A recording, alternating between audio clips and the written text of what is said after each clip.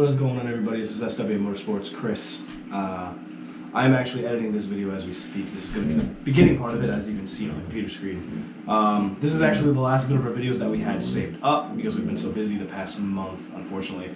But no worries, as you can probably tell by my attire. In the next video that's going to happen, I'm wearing the same clothes because I just got home from recording with Reese. Not to worry, no worries. We're going to get back into it. I don't know why she's complaining. It's okay. She knows she's getting impatient for some SWA videos as well.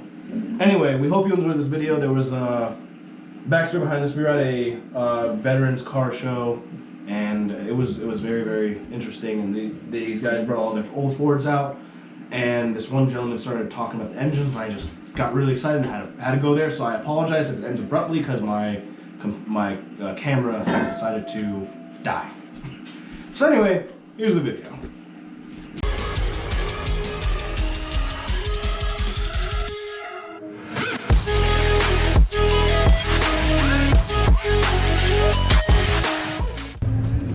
Oh, he just took the engine cover off. Sorry. That's heavy and rigid. That holds your crankshaft in line, but your pistons just stick up through holes. All right. So what they have individual jugs, like that has an individual jug for one cylinder. Well, by this time they were doing 2 cylinders per jug. And so the reason you have 8 plugs here is because you have an intake and exhaust manifold, or intake and exhaust valve for each cylinder. So you just unscrew that cap and you change the valve. And there's a cotter pin there on the camshaft that holds the spring for the valve, see? But this was typical of any manufacturer of cars. It was the crankcase was the heavy thing, and then you had individual jugs, and that was kind of what Ford was trying to get away from. And so him and his engineers, they designed to cast the block in one piece, but to do that you had to have a removable cylinder head.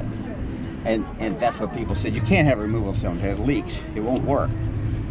But they actually experimented on an engine very similar to this. They sawed off the top of it, and then they made a cylinder head one piece and bolted it with just bolts to see if it would hold. And it did. So they redesigned the entire engine and some other things too.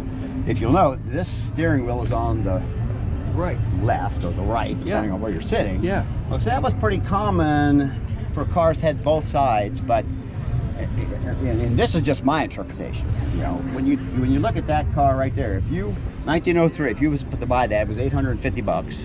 It was $100 more for the back seat, and that was the only option. You obviously were fairly well off. If you were a doctor or a lawyer, you lived in town, you had a nice house, and in front of your house was a sidewalk. So you cranked the car from that side to get in on that side, so you didn't have to walk to a horse shit that was in the road, because the road was full of it. I mean, literally full of it. Yeah. All right. And you didn't venture much out of town either, because there weren't anything. There weren't road signs, there was nothing. Yeah. All right. So this is the last year that had the steering wheel on the right, or whatever you want to call it, because by this time, 1908, people were venturing out of the city. And what you do is, if you did see a motorist coming in, you wanted to know, what do I got to look for? Does Farmer Smith flood the dip in the road, so I got to hit it kind of fast so I don't get stuck, and have him charge me $2 to pull me out with his horse? There were all kinds of things you wanted to know what was ahead, and he wants to know, what did you just drive through? So Ford moved the steering wheel over to here, and it's basically said that because of the popularity of the Model T, it sort of stayed there for us. But then we drove on different sides of the roads. But I wanted to get back to the engine to show you how Ford was always trying to go simple. He wanted it as simple as possible. Okay. So if you look at this engine, there's your removable cylinder head, but the block is cast in one piece. Well, with the block being cast in one piece, he was able to put the crankshaft in the block. So then the pistons were in line with the crankshaft. The pistons on this were not basically in line. I mean, they were off by a couple of thousandths, because you can see the jug just bolts down over a couple of bolts, so you always got a little play there. But it's okay, it's cast iron and babbitt, it'll wear in, you know, eventually, you know. But that put out 15 horsepower. With this engine, with the removable cylinder head, you got 22 horsepower. So with the increase in horsepower, he added a whole back seat, and then this became his Model T. Why was it called the Model T? After the S. Came after the S, that's right. I can ask that question to adults, and 99% of them don't know. but ask it to first graders, and they almost always get it right. Now that particular Ford right there was the Mustang GT of its day, because this Ford had, basically this is a Model S, but this is called the S Roadster. The reason it's called the S Roadster is because it had 30-inch wheels, not the standard 28, which are over there.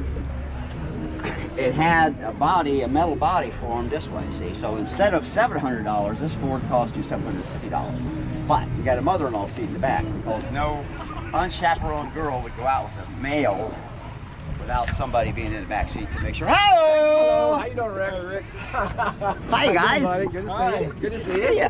Good to see you.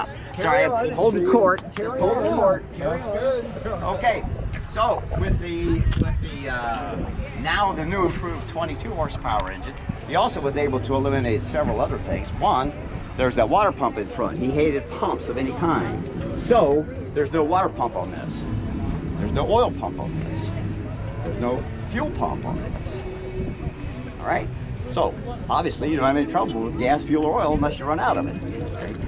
Heat rises, so as the engine warms up, the water tends to creep up here and fill up here, but then the air blowing through the radiator cools, so then it gets heavier and it goes down and the whole cycle starts.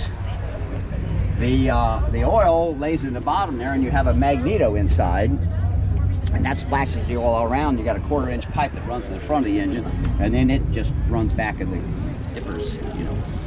Okay, and then for gasoline, there's your carburetor, and your gasoline tank is under the front seat. So for anytime you got gas in a Model T, some passenger had to get up so you could get in and check your gas. Oh, and by the way, your gas gauge, we want this simple, right? So there's your gas gauge. That come with the car? Dipstick. Sometimes, yeah, Ford dealers, yeah. So you've got no idiot lights. You've got no. Seat was something fell down. Oh, that's okay. It's just wood. It's just. But it's you got It's no. not your fault. I saw you do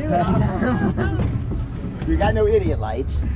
So if something's knocking, it's probably because you don't have any oil. If something's boiling, it's probably because you don't have any water. And if something's burning, it's probably because it is. Okay. So and that's pretty much it. So now on the Model T, he did something similar with he used a which many automobile manufacturers use, was the what they call planetary transmission. So you think planetary transmission, oh my God, that's dated. No, every automatic today is a planetary. Basically, it's done hydraulically instead of by feet. So on this Ford, if you push this pedal, that's reverse, that's the brake, and that lever over there, if it's straight up, it's in neutral, if it's back, it's low, and if it's up, it's high. Well, he wanted to eliminate a lot of that, so he did. And this is your gas pedal. So in this day and age, and all of this, What's the top speed on this? 38 38. so far. Yeah. But if you'll note, there's no brakes on any of the wheels. You have to put your feet up? Now, there is one brake on the transmission, but it's only 1 inch wide. You just downshift? You can if you have to. Wow. You can hit reverse, low, and brake all at the same time. And that'll bring you to a halt if you don't break the drive chain. If you break the drive chain, it's like broken, yeah, it's like being on the bicycle with no drive, with no chain. You got nothing. So what you've got here is, here's the computer. This sets your gas. That's your gas. You can see the carburetor there. Okay. This adjusts the carburetor needle. So you open it up to get more gas, and you screw it in to get it lean. Choke? No, no. The choke's this coat hanger right here. That's the choke. Choke because you got to start from up front, and that's why all of your gas speed, your engine speeds, are set up on the steering column, because you're not there when you start it. You see? So let's see. You always want to make sure the brake is back, because your transmission works this way. You see that left pedal? Yes. Well, right now that pedal's in neutral. All the way down is low, and all the way up is high. And this is the brake, and this is reverse. So They built this Ford for 19 years, and 15 million of them were built, and many people only learned how to drive a Model T. So when it came to driving the improved Model A, they didn't know how to drive it. So what we'll do is we got the retardant to spark. We give her a little gas, turn on the key. We gotta make sure, we all double check and make sure that brakes on. And hopefully, now I got a crowd, she won't do it, but.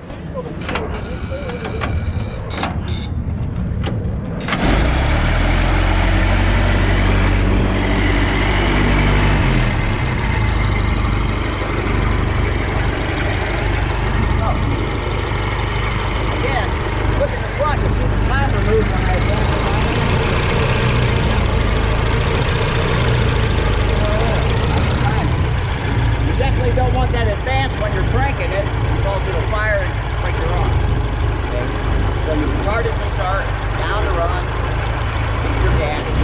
Okay? Now I'm putting the foot on neutral and the brake. We'll let go of this, so this is the emergency brake. Now that pedal wants to come up. I don't want to. When I want to go forward, I just push down. Don't want to stop. Don't want to back up.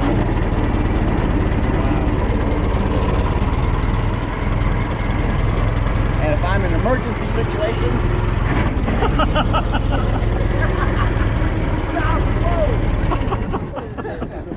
you've probably seen the movie and you don't remember what kind of car it was, but you've probably seen the movie. It happened one night, Claudette Colbert and Clark Gable, all right?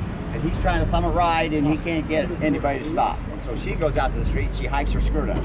Everybody's seen that scene, right? But nobody knows, whatever time it, they don't know what kind of car it was. It was a 1926-27 Ford Model T, and what you'll see is she'll hike her skirt up, and then you'll see the guy go, hold the emergency brake on, and slam all three pedals to the floor. And then you see the back tire go. That was the Model T. So it was fast and